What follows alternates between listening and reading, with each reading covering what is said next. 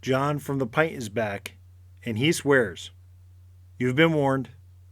Listen in.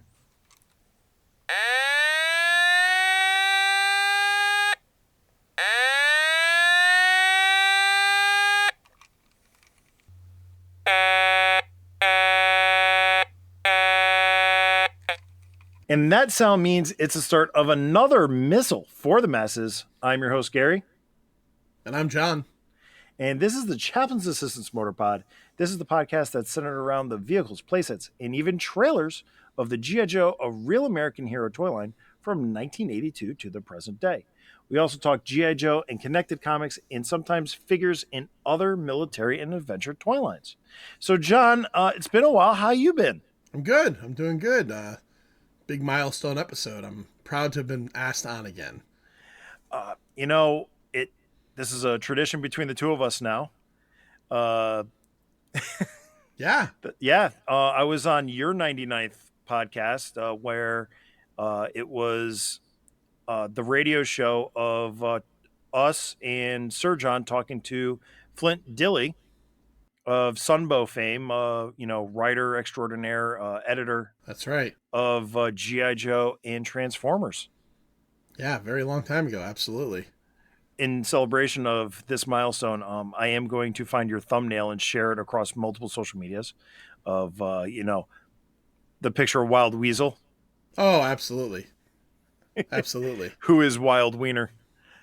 I treasure that memory. Yeah, was that the episode where Dilly talked about having, like, at one of the offices, they had a flag as a coffee table? Am I remembering that correctly? Yeah. Essentially correct, yes. Yeah, that's crazy. Yeah, so if you haven't noticed already, people, listeners, Casey's absent today. He had a work commitment come up, so unfortunately he wasn't able to do this. But we are John is back to talk about the one, the only, the inimitable 1985 G.I. Joe USS Flagg. And John's a friend from a long time, if you haven't listened before. And, John, why don't you tell us why you're so important to the 99th Missal? Well, I owned a Flagg as a child. I'm one of those storied kids. Now, I'm not one of those storied kids that was smart enough to keep it. I don't have it in adulthood. I have never purchased a new one. I'm not like you. I don't have 4 of them or whatever it is you have. But I received the Flagg either for my birthday in 1985 or Christmas. I'm going to say it was Christmas. It was the highly sought after G.I. Joe playset vehicle, whatever it's technically called at the time. It's, we've talked about this before, Gary. I think my collecting days ended maybe about a year later in 86. And so I never was a Terror Drone kid. I didn't have what was the one with the shuttle called? What was that called? The Defiant. I was not a Defiant guy, but I can tell you that neither one of those ever could even touch the Flagg. I grew up in a essentially apartment complex, and my room was the smallest. My parents' room was the biggest. My sister shared a room, middle size. Mine was a small room. And my Flagg took up the entirety of my bedroom floor for, let's say, the year and a half that I had it, set up. And I had to step around it to get to, my closet, to get out of my room.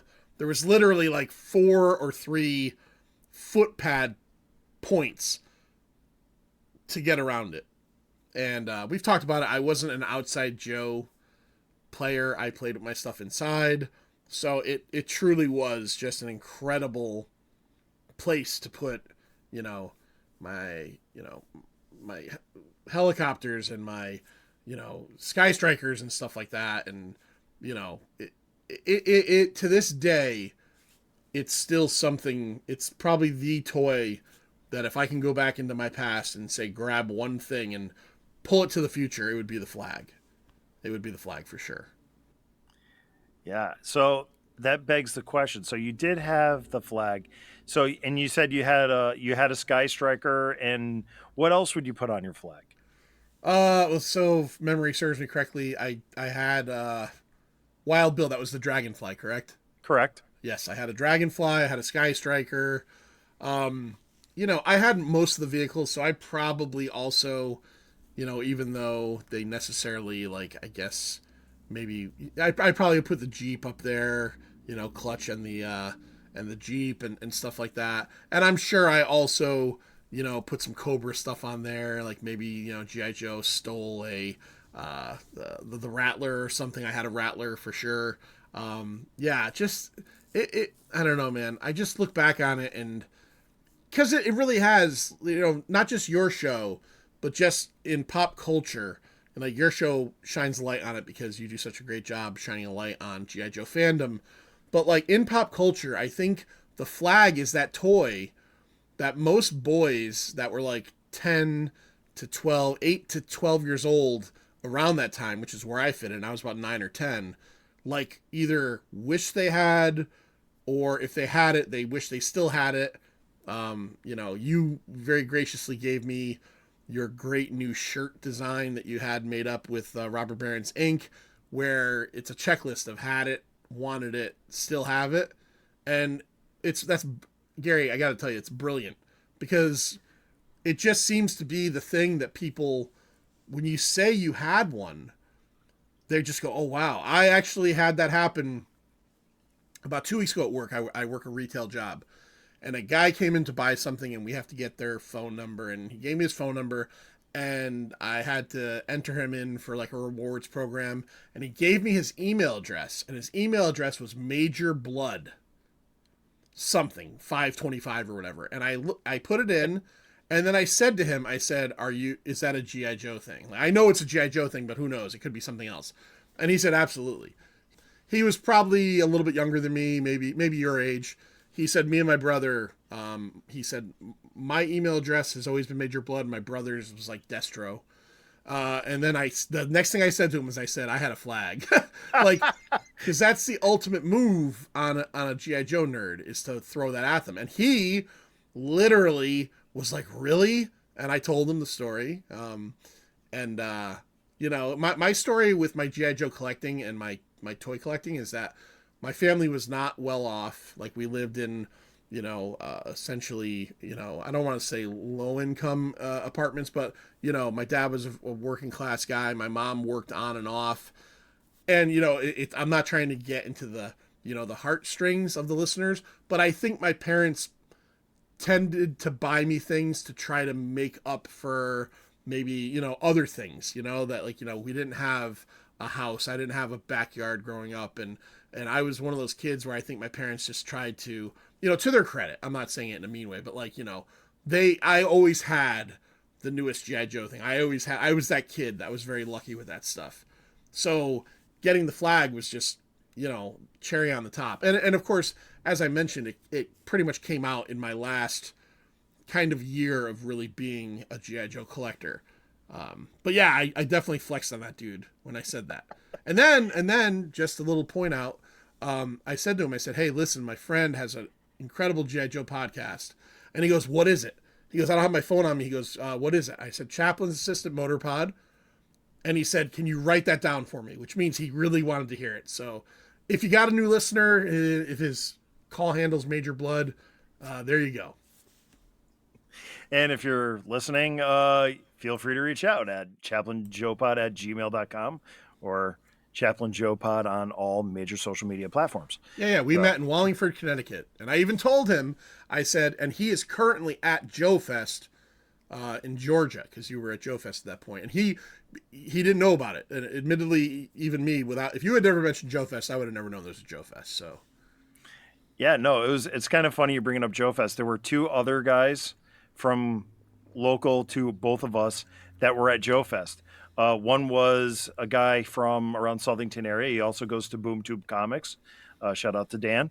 And then there was another guy who recognized me. He's like, I know you from somewhere. And I'm like, well, I don't know. Maybe I have one of those faces. And it turns out he has a son who's a year behind my son in school. So we've seen each other at school functions. Oh, that's cool. Now you got a new GI Joe friend. Yeah. And yeah, it's like, oh, wow. We only had to go to Georgia to, meet finally. So yeah, I know it's funny. The community is, vast, varied, and local. So it's international and it's local at the same time. So yeah. So John, I got to ask you this because you are older brother, younger brother. To my Your sisters are sister. older. Your Older. sister. Oh no, my Okay. sisters are older than me. My sisters are Okay. older than So me. you're the youngest. Yes. Was there any jealousy when you got like the flag or any other big toy in your household, or were they like, yeah, whatever, that's John, we don't care about him? I think no, because my sisters are my sisters digging into my family history. My sisters are from my father's first marriage, so they're about, I think between the two of them, one's 8 years older and one's like 10 years older. So I was the little brother, so it wasn't like that big of a deal. But I can tell you a funny story about my sister that's closer to me in age. One of my birthdays, I received the what was the offshore drilling rig? What was that? Transportable tactical battle platform. All right. And I got that for my birthday one year. And I was very intently, I think, I took it out of the box, big box, heavy cardboard at the time. And I was putting it together or putting the stickers on it on the living room floor. And like I said, it was my birthday. And so this is multi-level G.I. Joe nerddom here because my sister kept annoying me. I don't remember what she was doing, but she kept annoying me. And I picked the box up. It was not broken down, and I drove it into her face. I hit her square in the face with that giant box, and my father freaked out and sent me to my room. But here's the second level of G.I. Joe nerdom at the time. And it actually goes into something that you had sent me a picture of the other day. I went to my room all pissed off, probably brought the tactical battle platform up to my room with me, probably put it on the floor, probably was crying, and then I jumped onto my bed and zipped myself up in my GI Joe like bed tent thing that I had on my bed, which you apparently saw, I think, at Joe Yeah, Fest. on a Joe Fest. Yeah. Yeah, I had one of those. Yeah, crying myself up to sleep on my birthday in my GI Joe tent like a real fucking nerd. Snake Eyes would just be him, just shaking He, his. yeah, Scarlet would have left me. That's for sure. Well, yeah, cool. So we got some background on a little bit of your history with the flag.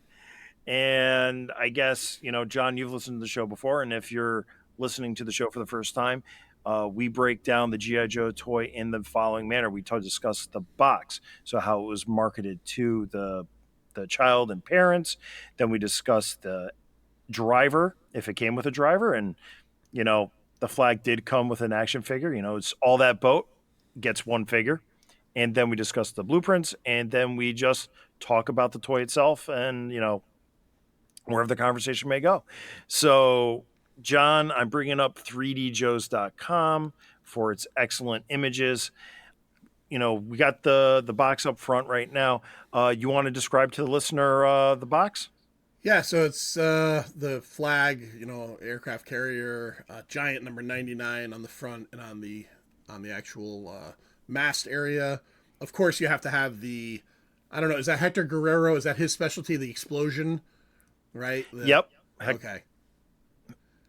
So you got the yellow and the red of that sunburst that all the GI Joe boxes and figures had. And then it's just all action. There's, I don't know, 3, 4, 5 six Sky Strikers on this thing. Its front forward facing cannon is shooting into the water. It looks like a dragonfly is kind of side saddling it, maybe escorting it or about to land. A striker is taking off in the front. There's a little nerdy kid like standing there with the bullhorn because it had the mic system on it, and he's smiling and probably saying something like "shit" into it. He's probably swearing, "fuck," and having his parents yell at him. You get the little picture of Keel Hall, which I like to tell my story. So I get this thing for Christmas or my birthday, and we open it up, and you know this because I sold you the figure. My original Keel Hall was, you can't tell because you can't see it. It's not a clear blister, but we get it out of the box and it's missing the hat. It's missing the Admiral hat or whatever it is, the white hat. And he just has the peg that the hat sits on. So I remember, I was a little kid and this was important to me. So I probably cried. I probably, and I remember, I think my mom probably wrote a letter to Hasbro and sent it into them. And I got like in the mail a new Keel Hall. And like, I don't know, 10 years ago when I sold you all my figures, I sold you both, right? I gave you Yeah. both versions. So I had two, they didn't make me like, it wasn't like they said, send in the old one for proof. They just sent me another one. So sometimes that stuff works and snail mail 1985. But yeah, it's a great image. And then on the right bottom, you get an actual photograph for scale, kind of, with a bunch of little nerds hanging out around it, playing with their toy. Yeah, I remember the size of the box. It was very big. Yeah. So yeah, in when you first saw the box that Christmas morning, were you wondering what was in the box? Did you think it was a bicycle, or do you have any idea? No, I truly don't have much memory about it, but I mean, I think being of that time, and I probably had just told my parents a million times. Here's how I did it when I was a kid, and a lot of kids my age might have done it. They used to have the J.C. Penney wish list book. Oh yeah. The wish book used to come out, and it was mostly all adult garbage, wicker furniture and bedding and stuff. But there was the toy section, and I used to get the toy section, and it would always have the newest Joe stuff in there, newest Star Wars stuff, whatever was the new stuff coming out, it would be in that wish book. And if you don't know what I mean by a wish book, it's essentially a catalog. And we always had them every year, and my parents would just give me the book and just say circle some of the stuff you want. So I would circle stuff, and I'm sure I circled the Flagg. I probably saw what was the retail price? Was this $100 at the time? Yeah, retail price was depending on the source, was either 99.99 or 109.99. The greatest value of anything in all time. The greatest value. Yeah. If I could go back in time right now and stop Hitler or buy a couple of flags, things would be the same. I would just have a couple of flags, mint in their boxes. Yeah, it's just an incredible toy, and the box is great. So yeah, so just the word lettering on the front of the box.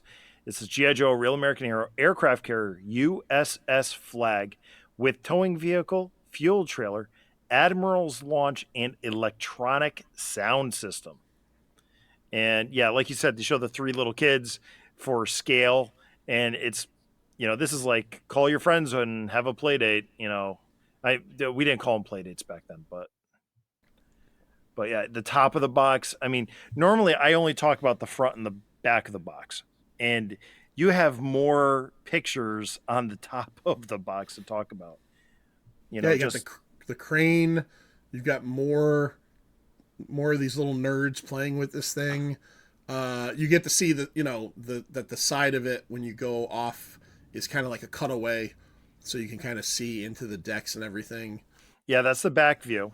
Yeah, So yeah, and then you have like the same three kids playing on the back, on the other side. Yeah, call them nerds, Gary. they're not nerds at 10 years old. Nerds. So all right, so we go to the back of the box, and this is one of those white cardboard boxes where they pasted the image on the front, and going around the box we got GI Joe's aircraft carrier, the USS Flagg, is the most powerful and advanced addition to the Mobile Strike Force. It's part of the new modern Army G.I. Joe collection of vehicles, weapons, figures, and accessories. Use it to help G.I. Joe defend democracy and battle his evil enemies. Bow to stern, 7.5 feet, play environment. I was going to ask you because I would have said just from memory 6 feet. It's 7.5 feet long. It was so giant. It was so friggin' big. Like I told you, it covered the entire floor of my bedroom. Um, I want to go back to, let's say, indifferent late 1986 John, and I want to smack him across the eyes because I clearly let my parents throw this in the dumpster at some point, and I just want to go back in time and just whack that kid across the eyeballs with my open fist, and just say to him, "Don't let that happen." It's crazy. It's crazy, Yeah. but yeah, 7.5 feet long. It is. It's absolutely huge. It is the biggest toy slash play set to ever grace the toy aisles. It is, it is. It's monumental. And so we have some insets on the back of the box, and thanks to 3D Joe's again, who blows things up. We got the electronic sound system with working microphone, makes realistic battle sounds. Our aircraft arrestor cable and hook stops Sky Striker on landing. Sky Striker sold separately, but John already had it. I had it. Working deck elevator transports vehicles from below deck. Missile box swivels and elevates for precision targeting. And then we get a few more views. Normally, I can read the back of the box on 3D Joe's, folks, but this box is just too big to fit on my laptop screen. But yeah, so it's a nice back of the box. I don't think the back of the box sells the toy as much as the front of the box does. It's like I don't need to see the front of the box. It's just or the back of the box. It's like boom, you see the front, and you're like, yeah, I want this. The back is almost superfluous. I'm probably wrong on this, but I feel like I'm right. If you go to the front of the box, though, I will say this: the front of the box does misrepresent how many fighters you can get on that thing, because on the back of the box it shows like kind of like two, right? Like maybe three. There's like what, five on there. Yeah, there's 6 on the front, but on the back of the box it's showing 2 Sky Strikers and a Dragonfly, and you can fit 4 on it if you Yeah. put everything. You can squeeze 4 onto it. It's not comfortable though. Right. Right. Yeah. Yeah. I think I only had one Sky Striker, so I think I probably put maybe 2 or 3 vehicles on top, and then my favorite part of playing with all the GI Joe stuff when you came to the vehicles and the play sets was just always like, where am I going to put this person? Where am I going to like? Why is Quick Kick the radio operator on the flag? Because I said he is.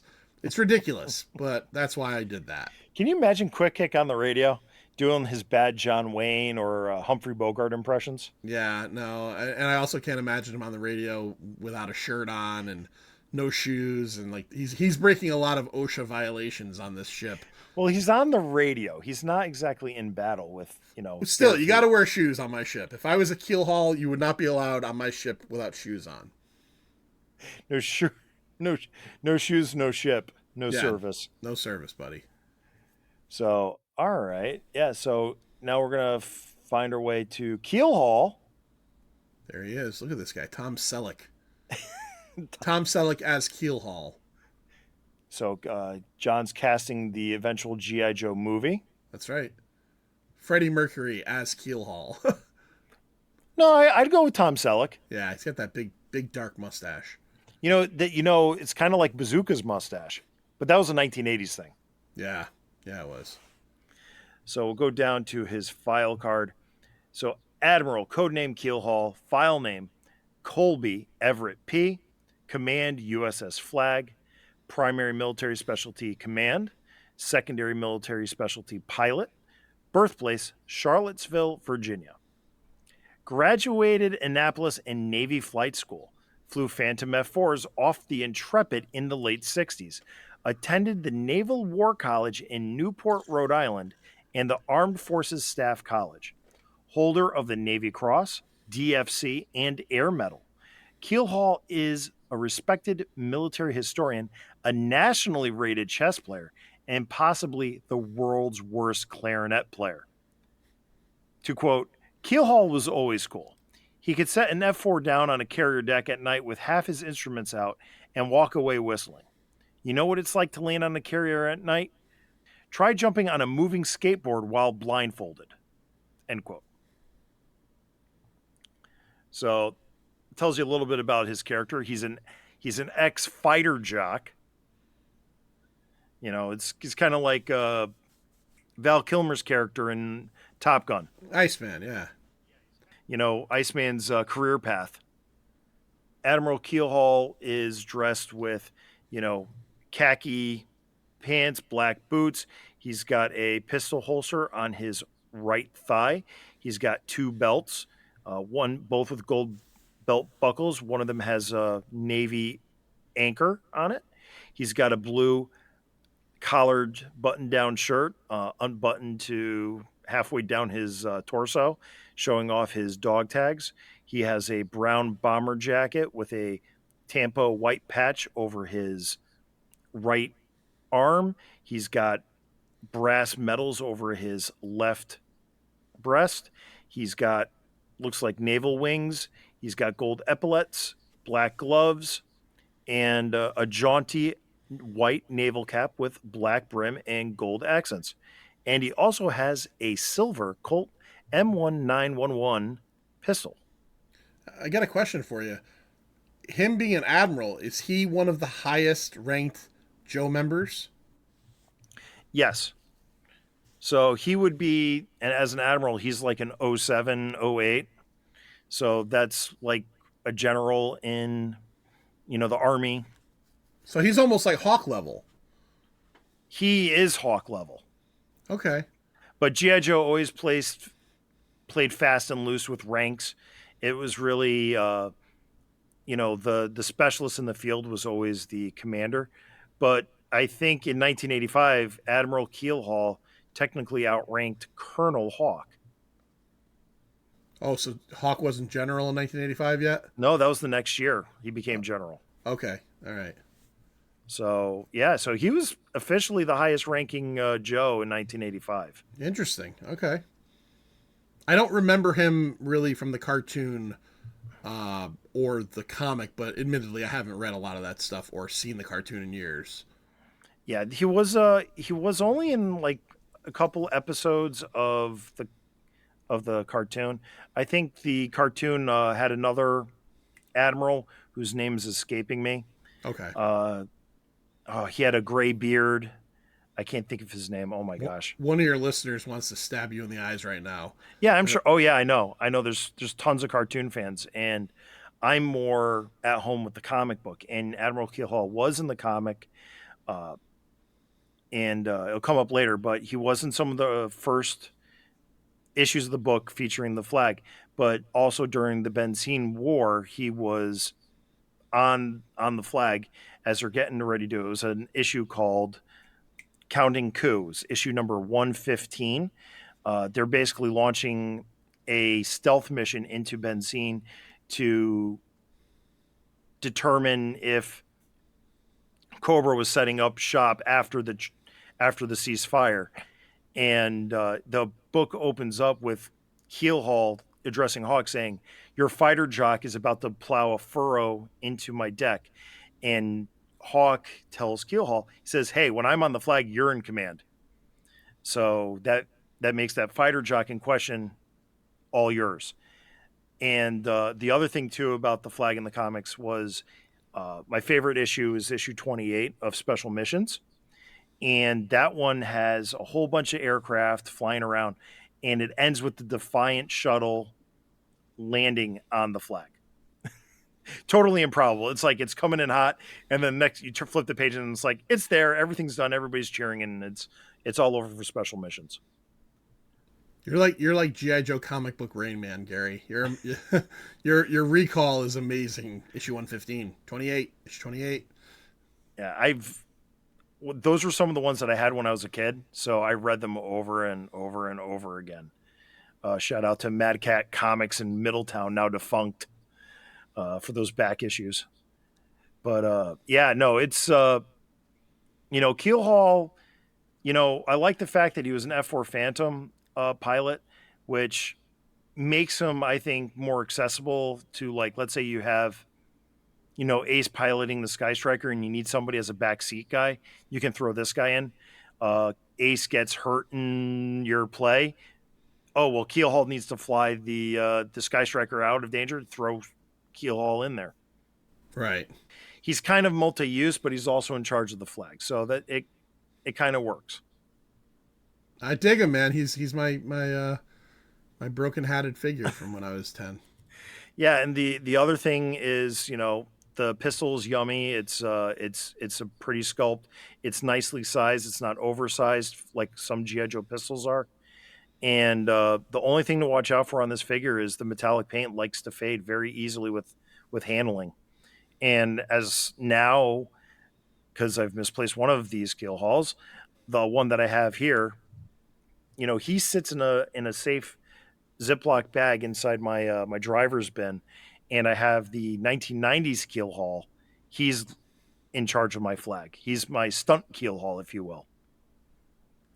So he's a little bit different. He's the exact same figure, exact same mold, just different paint apps, and he looks pretty respectable.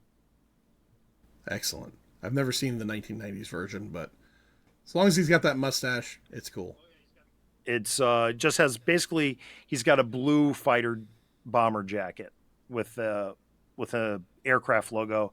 I want to say it's the Ghost Striker X16, which, spoiler alert, the X16 is based on the F16. The F16 is an Air Force jet, not a naval jet, and we'll get more into that later. All right.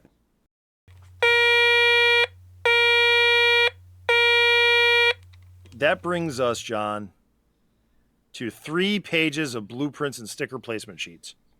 If you're just tuning into the podcast, which of course you're not, you've listened to this for however many minutes we've been rambling on now. Now we're gonna spend the next 3 hours talking about the 21 points on the no. We're gonna go over the 21 points on the blueprint, and if there's anything special, John, feel free to shout out that this is boring or this is very interesting. It's fine by me. Number 1, we start off with the low tow tractor with high torque transaxle. So basically, it is a towing vehicle.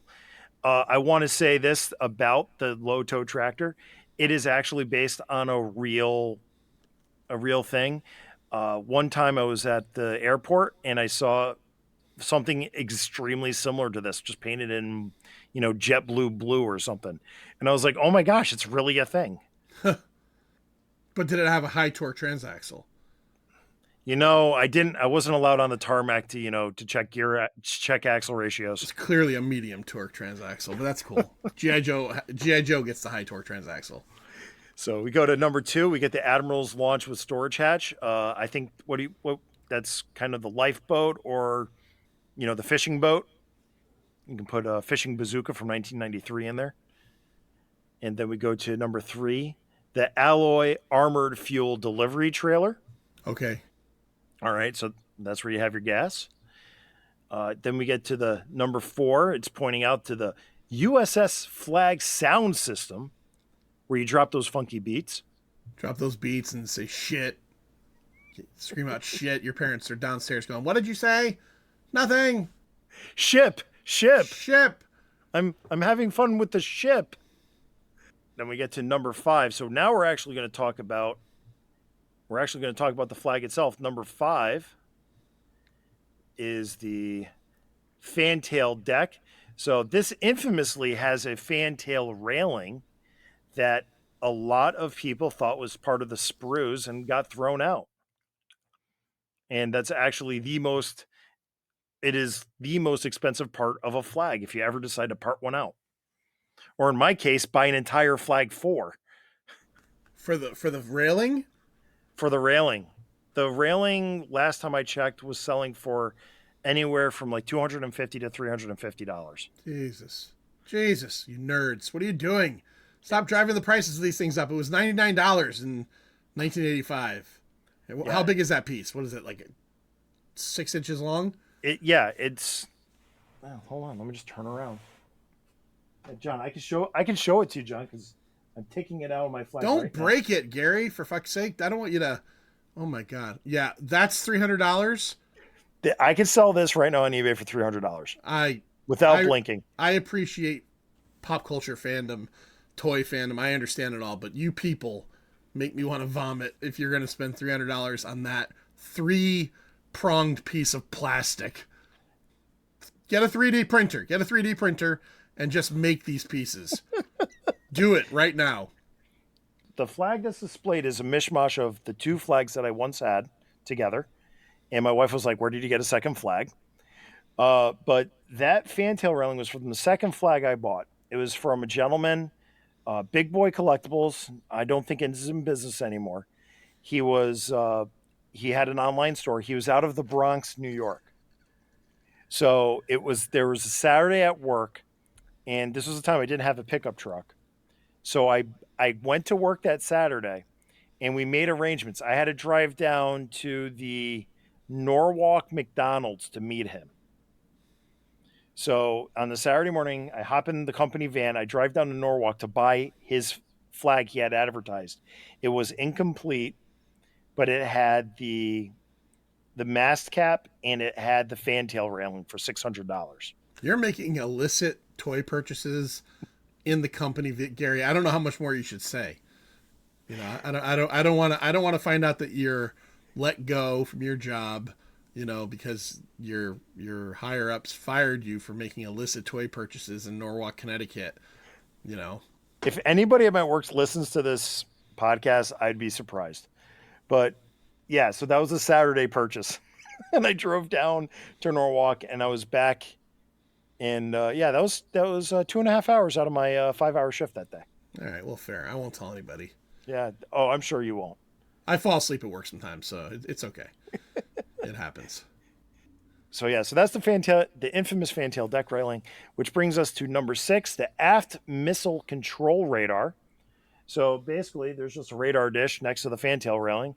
You know, It let's goes for a cool $2,000 if you know, in case you need one. No big deal.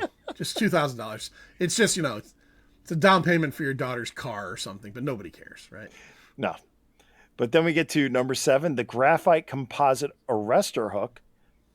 So that's basically the yellow piece of plastic that came with the flag that clips onto the Sky Striker. Now, to admit, it clips onto the 1983 Sky Striker. I don't know if it clips onto the modern era Sky Striker, and if you have the 2022 HasLab Sky Striker, you don't need it. That one came with an arrestor hook. I feel like I don't remember that at all, but again, it's so long ago, but I feel like I don't remember ever utilizing that in play. But I definitely had the original Sky Striker, so yeah. Yeah, maybe you just threw it out with the Sky Striker. I honestly probably didn't even know that that was a thing until I saw Top Gun, and in Top Gun those are clearly used, and so maybe I never even knew what it was for. Yeah, yeah, that's perfectly acceptable. Plus, it looks kind of funny when it's sitting on the Sky Striker. It's like a tail, Yeah, and it doesn't seem. It definitely feels like an add-on. It doesn't feel like it's integral to the toy or integral to the display, and it kind of like breaks the. Sometimes, as an adult, it breaks the illusion, but as a kid, I could totally see like, yeah, going in for Lenny, you clip it on and you right. hook in. So we get to number 8, the hookup 70-ton hydraulic crane, which is pretty big. And then we go to number 9, the ballistics storage armory, which points to a portion in the tower. And it's just like this gray, little rack where you put extra missiles or something on it. I remember that. Yeah. Yeah, it's kind of boring. You get to number 10, you get the phased array targeting radome. So that is the little bubble on top of the tower Okay. where there's a radar hidden that you don't get to see. Secret radar.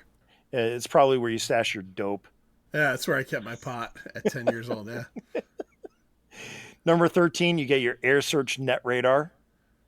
So you didn't. So one radar wasn't enough. You have a second radar that's sitting on top of the I mast. It's gray plastic. literally have always said when it comes to like action adventure toys, I want as many radars as possible.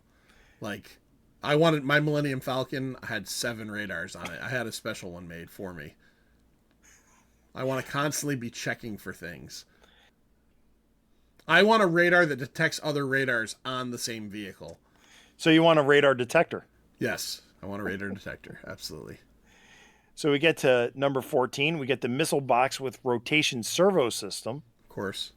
So I got a question. So you got these 6 red big missiles. Now, how would you play with those as a kid, John? I mean, probably honestly, they would be shooting like rattlers out of the sky or, you know, something along those lines. I'm sure they're probably considered more like probably to surface. Is it to surface? Is that what it's used for? Like to take out like a bunker 300 miles away. But I was probably just blasting rattlers and what were the little pods called? The little Cobra pods they had with the glass bubble. Uh, the oh my god, trouble bubbles. The trouble bubbles. I was probably blasting those fucking things out of the sky with those missiles. I think, like you said, they're like surface to surface missiles in reality. But as a kid, they blow up everything. Yeah. And it's actually funny because normally in these blueprints, and I do the standard by which all blueprints are judged is the jump jetpack, which had 30 points to talk about, and Oh my god. and, and this I'm 7.5 foot toy only has 21. yeah. But all right, so we go to number 15, the titanium framed blast deflector, basically the base for the catapult system on the flag. Somebody clearly got paid by the as many things as they can get on here, you know. Because some of them, I mean, yeah, I get it, but like, you know, there's another radar, forward missile control radar. So now we have another radar. Anchors, like do we have to tell everybody that they're anchors? That this boat has anchors? Yeah, I get it. I get 76 millimeter rapid fire blaster anti ship gun. I get that, but elevator deck. I don't know. I mean, do we need that on there? But again, I'm sure somebody was getting paid. Come up with at least 21, and you'll get your bonus this month. You didn't want to talk about the starboard bow sponson? I saw that, but I don't know what a sponson is. I'm sure you do. What's a sponson, Gary? Actually, I don't know. Yeah, okay. What is it? Show it to me. What is the number? Is it? Number 17, it's right here. It's basically like a deck near the Let's say bow. so. It looks like something you could step on. Yeah, it's a Okay. little. There's a little staircase that goes down, and you can put a character there, and he can use his machine gun to fire at like the Cobra Moray or something. I would put Quick Kick on there and have him throw shurikens at like the Moray or I don't know, Zartan or something. That's what I would do with it. Yeah, because you know what, the flag would totally be fighting a swamp skier. I could picture it. Yeah, totally would be. Send something that won't be an expected threat. Send the swamp skier out there. So yeah, so I guess we covered all of these. So yeah, so I mean, overall, I mean, considering the size of this toy and considering about like seriously how much detail is in this toy, this is kind of like a sparse blueprint in my opinion because like there's a lot going on in this toy. Yeah, It's agreed. huge. Agreed. Again, it came with 3 full pages of blueprints, and for a long time the blueprints were available on Hasbro's official website. Really. They were horrible scans, but What you have there, you were just showing. Is that the instructions on how to put it together? yes. Holy shit! My dad must have done that for me, and shout out to my dad because, my lord, like, I would have like, I don't know. I don't have kids, but I don't know if I'd love anything enough to deal with that. Look at that! Holy cow, that's crazy. Yeah, I'm flipping through the pages for John's amusement. Yeah, that's crazy. Yeah, look at the page, the sticker placement sheet 1. What is the significance, Gary? I'll ask a question that I'm sure every one of your listeners knows, and I probably knew at some point. The 99. What is it? Like why? So 99 is the ship designation. So every ship has a number to identify it. And aircraft carriers are, they started at number 01 and they just worked their way up the numbers. 99 is CVN 99, which stands for, you know, an air CVN is, oh geez. Now you stumped me, John. Now I got to go over. I'm going to exit full screen and I'm going to go over, open up the Wikipedia page for aircraft carriers. See, I'm bettering you. I'm making you a little bit better of a host, Gary. John, I had this pulled up before you came on. Were we supposed to? So, does this mean that this is the 99th aircraft carrier in the G.I. Joe fleet, or it's just the number? It would be the 99th aircraft carrier in the United States fleet. Okay, United States fleet. Okay. Currently, we are, I think, about 75.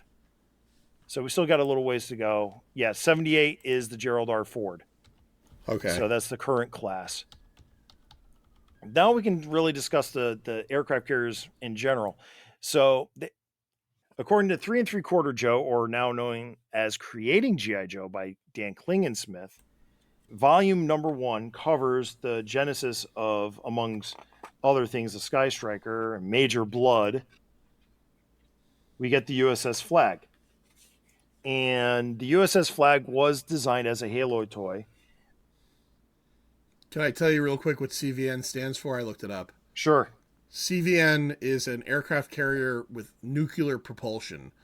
CVA is an attack aircraft carrier. CVB is a large aircraft carrier. CVE is an escort aircraft carrier. CVS is an anti submarine aircraft carrier, and there's a couple more. But it is nuclear propulsion.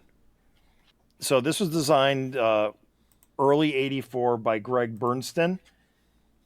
There's many thoughts about what the Flagg was inspired by. And in 1985, the current class of aircraft carrier was the Nimitz class. That was the current class. Right. And so as they're designing this toy, they took inspiration from the USS Intrepid, which is a museum currently docked at in New York City. Hell's Kitchen, right? Yeah, I think right around there. Yeah. Yeah. And so the Intrepid was the keel was laid on December 1st, 1941. So 6 days before the United States entry into World War II because of Pearl Harbor. And it's an Essex class aircraft carrier, and it was originally classified as CVA 11, and then it became a CVS 11 in 1962. After 10 years, it was reclassified. It also went through some upgrades, which went from the singular straight deck to the more modern straight with a landing at an angle deck. Okay. While a lot of people like to say that the Flagg is a Nimitz class, it's kind of a hodgepodge of the Intrepid and a Nimitz.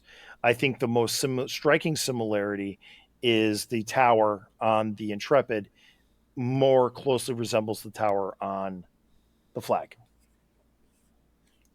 So that is a little bit of history on the aircraft carriers. Thank you, John, for filling in for me while I was fumbling through looking for CVA, CVN, and all that other fun stuff. I've done this once or twice. Yeah. Yeah. So really the biggest problem as a toy, the Flagg, is number 1, the room, and number 2, the pieces. And it is owning the Flagg in my world was like, it was a grail.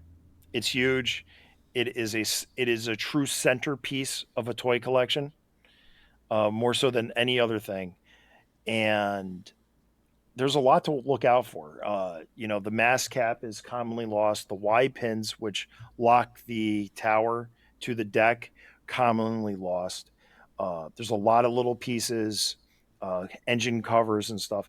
And any one of these commonly lost pieces can range like $30 for the crane engine cover to $50 for a Y pin to, again, $300 for a deck This was or this was a fantail. never in all of GI Joe's collection history, as you say on the show. This was never reproduced again, right? This was never. There Nope. was never like a 1992 flag or anything like that. No. No. This is one thing that was a true one and done. Right. It it is massive. It is huge. It is it is fun. It I repaired my microphone. The microphones are commonly broken. It's a copy of a bicycle microphone where you can get all the parts. I think the only difference is there might be the stickers. I think even the circuit board's the same. Like a lot of GI Joe toys. It's all about the pieces. It's all about condition. These things you can buy for a couple $100, missing a lot, to a couple grand complete in really nice shape, and then the sky's the limit if it's still boxed. I think when I was at Joe Fest, there's a guy asking like 12, Twelve or thousand or 1,200 I think 12,000. for a never opened boxed one. Holy shit! Yeah. And I might be talking out my ass over this last year, but I have seen these in the $10,000 range sealed. So it's absolutely, that's not the way I collect. God bless you if that's the way you collect toys, but I know one guy who bought one box and opened it up like 8 years ago. I mean, hey, look, if you've got the money and you're taking care of business, then I could see why I could never pay that kind of money, even if I had it for something like this. But I can see why this is like the toy of toys for boys of a certain age. This is it, right? Like even if you weren't a GI Joe fan, I there's not a lot in the other lines, Star Wars or Transformers, uh, Thundercats, any of that stuff, Masters of the Universe, that I could think of that holds this particular like lore and spot in everybody's mind as the flag, right? Like, I mean, I definitely, there's some early Star Wars stuff, if you can get your hands on a 77 or 78, like Millennium Falcon or something, I get it. But I still feel like, based on what this thing is, the size of it alone, uh, the playability in terms of like what you could do with it, it's a legend, man. It is. It's And you using the Star Wars example, there's two great Star Wars toys that came out recently. Number one was the Mandalorian Razor Crest. I jumped in on that. I had it. The Razor Crest, they were like, "Oh, it's so big. You can fit two of them on a flag, no problem." yeah, But then the other one is Jabba's sails barge, and I've seen that displayed on a flag. And again, the flag still at 7.5 feet long, at 3 feet wide, just laughs in the face of all of your other toys. It's just so big. It's so massive. yeah. It's designed to take a Sky Striker and land it and then launch a Sky Striker. So it doesn't get much better than that in a GI Joe nerd's mind. But speaking of GI Joe nerds, I went and I was looking through all of the GI Joe aircraft from 1982 to 1994 and a little beyond. And I said, well, how many naval aircraft can I land on the flag? Well, from 1982 to 1994, there was only one naval aircraft, and that was the Sky Striker. Sky Striker, yeah. Everything else, the Conquest based on the YF-23, you got the Ghost Striker X-16, the X-19 stealth jet, every other aircraft, with the exception of the Mud Fighter, which is a prop plane, really was not designed for naval use. So technically, they wouldn't be on the aircraft carrier. But again, going back to my knowledge of the comic book, and you know, you also had the cartoon in 1986 with the Conquest launching off. But in the comic book, you did have the stealth taking off on it. You still had the Sky Striker, the Conquest. So obviously, GI Joe didn't play fast and loose with the proper aircraft for the proper aircraft carrier. That's not how I play it. I could have a fleet of motorcycles on that thing. It didn't matter to me as long as it looked cool, you know. That'd be cool. Launching a motorcycle off the catapult. Why Be not? like little evil Knievel. As long as Quick Kick is on that motorcycle, I don't care. Fleet of Quick Kicks on a bunch of motorcycles. What was the Phantom? Was it the What was the motorcycle called? Silver Mirage. Silver Mirage, right? I was gonna say Silver Phantom. Okay. And then other things that were naval was like the whale. So I'm sure you had the whale parked on it once or twice. Oh, definitely. I was on the whale episode, and those are easily my two favorite Joe playset slash vehicles, whatever you want to say. I love them both. Like Flint Dilley said, it becomes a shelf in a collection. It becomes a coffee table, but it's ripe for throwing anything and everything on it. It's a display in and of itself. Oh, other thing that's not based on real world, the GI Joe Shark with Deep Six. I definitely had that on mine because I had one of those.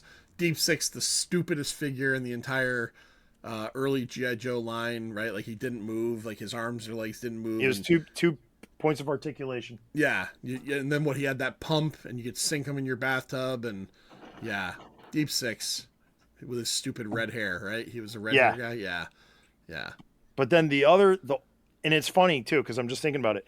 Is they had one other vehicle in 1985 for the flag, and it was the weapons transport. right. This little boring bomb transport whose only purpose was to be basically put on the flag.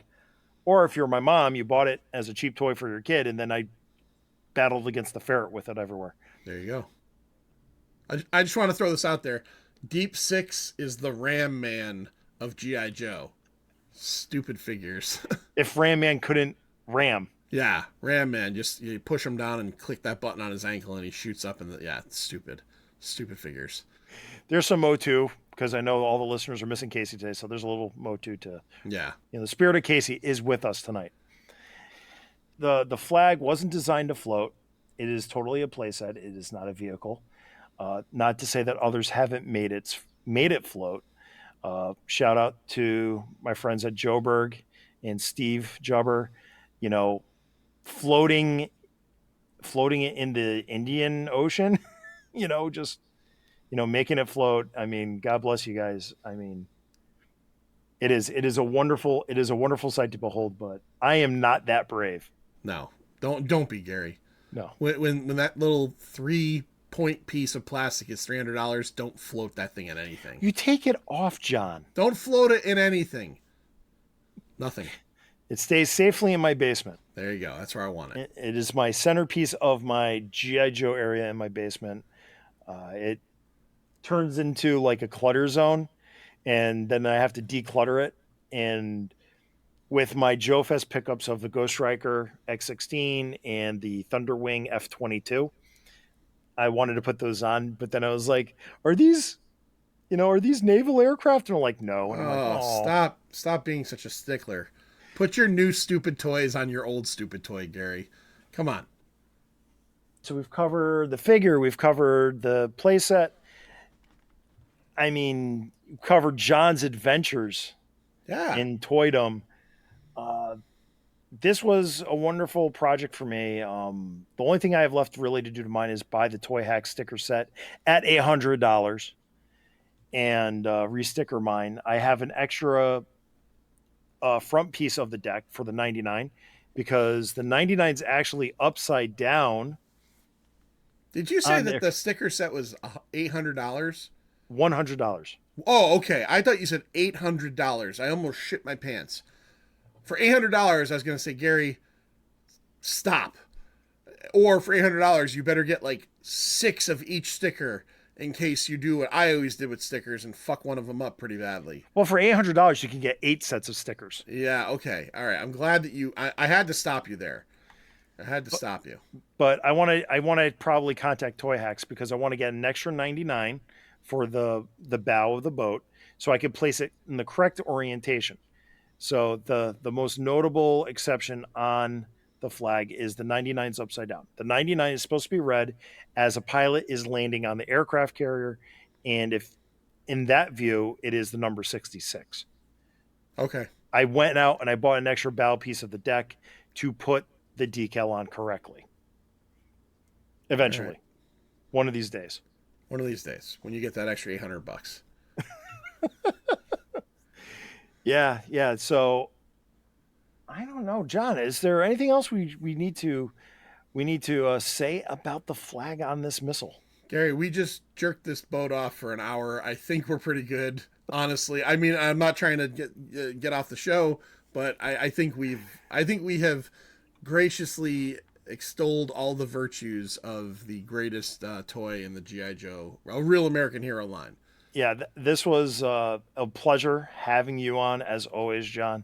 Well, I Uh, appreciate it. and I do want to use this time for some blatant commercialism. Yes, indeed. John mentioned it earlier. There are two new Chaplin Sisters Motor Pod t-shirts. These are the only ways I earn money to produce the show. And there are two designs. One is for the GI Joe Cobra Ferret, and the other is for the flag. And yes, it is a checklist. It says I have, or I want a CVN 99 because in the Robert Barron's ink style of things. And yes, Sal and I agree. It was a joint venture between us and John hanging out at BoomTube Comics, and it was a conversation we were just couldn't wrapping our heads around how to make a USS Flag shirt and make it inspired and an homage and not get sued by Hasbro over it. So, John, you are a small part of that T-shirt I'll design. take it. I wore the ferret shirt like the next day or the 2 days after you gave me the shirt to I think Connecticut Cult Classics, and I had multiple people tell me they thought the shirt was awesome, and I told them about your show. So yeah, great designs, great shirts. If you've never seen Gary's shirts for his show, including the original one, they're all great, and you should all buy them from him.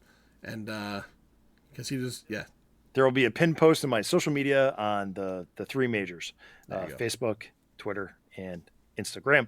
And again, thanks to Sal at robbertbaronsink.com for working with me on these. I love working with him. Another fellow Joe nerd. He's a nerd, all right. He's got great designs. Oh yeah, Sal's a great dude, and yeah, he probably has 4 flags up in his attic in his house somewhere. Yeah, we haven't even begun to scratch the surface of Sal and his GI Joe fandom. Yeah, He's got plenty more coming, and he will be back. Just like John, I hope you will eventually be back. all you gotta do is ask. And with that, that concludes this Missile for the Masses. This has been the Chaplain Sisters Motorpod, and thank you for listening. The Chaplain Sisters Motorpod is hosted by Spotify for podcasters and is also found on many of the other popular podcatchers. Please like, share, review, comment, or otherwise interact with them as it only helps to improve and grow this podcast. For more Chaplain Sisters Motorpod, you can find me on social media at Chaplain Joe Pod on Facebook, Instagram, X, or even YouTube. Or you can even send an email to chaplainjoepod@gmail.com. John, tell the listeners where they might be able to find more of you and what you're doing over on the Pint. Yeah, the Pint, a pop culture podcast, is me and my good friend Lloyd, aka the Manster, and we talk about movies for the most part. Sometimes we do music episodes, sometimes we do countdown list episodes, but mostly movie stuff. Yeah, and all July long, we will be talking about 90s movies, and we're taking a break in August, and we'll be back in September with 80s movies. So yeah, check us out. The Pint, a pop culture podcast, and our only social media is on Instagram. It's at the Pint Pop. Yeah, hope to see you.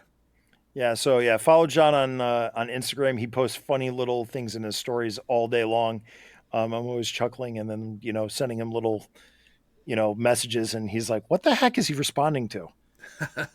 Always a good time Always a good interacting with time. you. And if you don't already know this, John is also the executive producer of the Chatham System Motor Pod, Oh, the estranged but not estranged nerdy little brother of the Pint. And with before I go, just want to also mention Casey. Sorry you had to be ready for work tomorrow morning. Miss you having you on here. We'll definitely talk on the next Missile, which is Missile 100, the super spectacular. We will find something completely lame to review, I'm sure. And we'll go out on that note. And you can check Casey out. His links will be in the description below. And with all that said and done, one final missile for the masses: be decent to each other. See ya.